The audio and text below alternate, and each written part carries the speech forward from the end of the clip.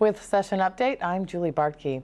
A budget that increases spending by $1 billion, adds $2 billion in new revenue by expanding yet lowering the sales tax, and providing $1.5 billion in property tax relief. These are just a few key points that came from Governor Mark Dayton's budget plan, which was released earlier today. The governor says the plan is a budget that reflects priorities, which includes increasing spending for K-12 schools by $300 million and higher ed by $240 million. For details on his plan, we'd like to show you a portion from the governor's news conference from earlier today.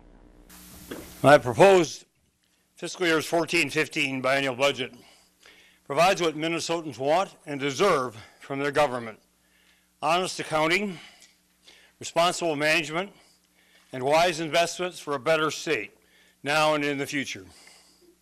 It ends the fiscal games, accounting gimmicks, payment delays, and other financial manipulations of the last 10 years.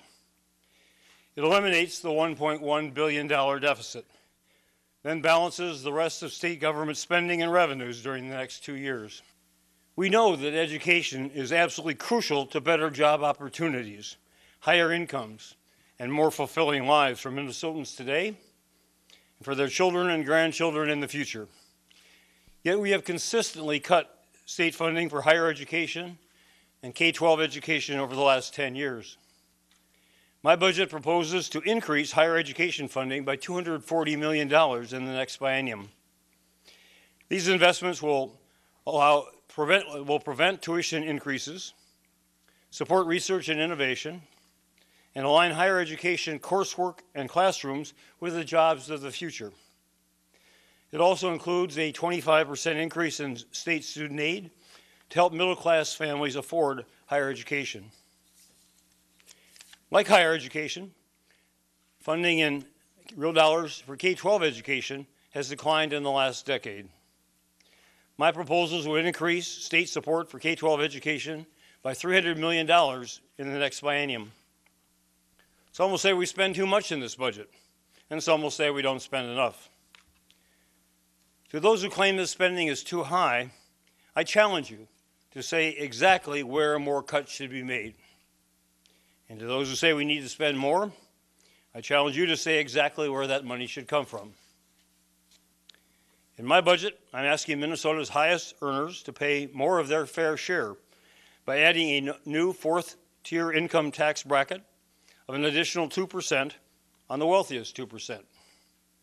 This new fourth tier would apply only to married couples earning more than $250,000 in taxable income, and to single people who earn more than $150,000 a year in taxable income.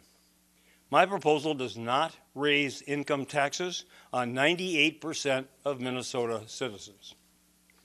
My sales tax reform would broaden its base, long recommended to improve both revenue stability and fairness. The sales tax would be applied to purchases of many goods and services which are now exempt. However, food, prescription medicine, and clothing items costing less than $100 would continue to be exempt, as would medical and burial services. This base expansion would be accompanied by a reduction in state sales tax to 5.5% for all taxable purchases. That would be a rate reduction of 20%, the largest in Minnesota's history, and it would drop us from the 7th highest to 27th among the states. It makes important investments in education and higher ed, starts to rein in the out-of-control property taxes that we have, and adopts a couple things that the business community's been talking about for a long time. And many of you remember Governor Plenty's 21st century tax reform proposal. You can go back to the Latimer Commission back in the 80s. There's been talk of expanding the sales tax and lowering the rate around the legislature for a long time. This does take Minnesota's sales tax from the 7th highest in the country to 27th. And I think that's very important. Reduces our corporate rate from the 4th highest in the country to 12th. So there's a lot in here for the business community to like. This is a bold plan, and I have not seen this kind of leadership from the state's chief executive since the days of Rudy Perpich. And I'm very proud of the governor for starting us down the path of this honest conversation that this legislature needs to have with Minnesotans about fixing these structural budget problems that we have and positioning Minnesota for smart investments in education, in our nursing homes, and other things that I think all of us agree are priorities. So I want to thank him for his very, very bold leadership today. And all I would say is for the people of Minnesota, get ready for more taxes, which I'm sure is not a surprise. But one thing I would say, too, the governor has been talking a lot about trying to make this a budget or a tax structure that was going to be focused on the wealthy. But one thing we do know from looking at what he has proposed is that everybody in Minnesota is going to be paying more taxes. This is a budget expansion of about 7.6% increase in spending, requiring about a $3.7 billion in new revenue coming into the state. And those revenue increases are going to affect all Minnesotans, everybody. It's not the wealthy, it is everybody.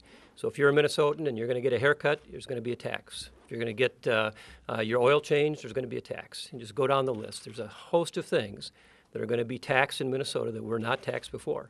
And I think that this is one of the central things that needs to be understood by this proposal, that we are getting a large increase in government, much faster than the rate of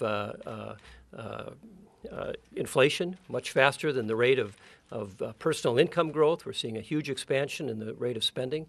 And the question I think we all should be asking is, what are we going to get for that, for all those increases in costs that we're going to be paying for all the goods and services that we're going to have to see those taxes hit us on?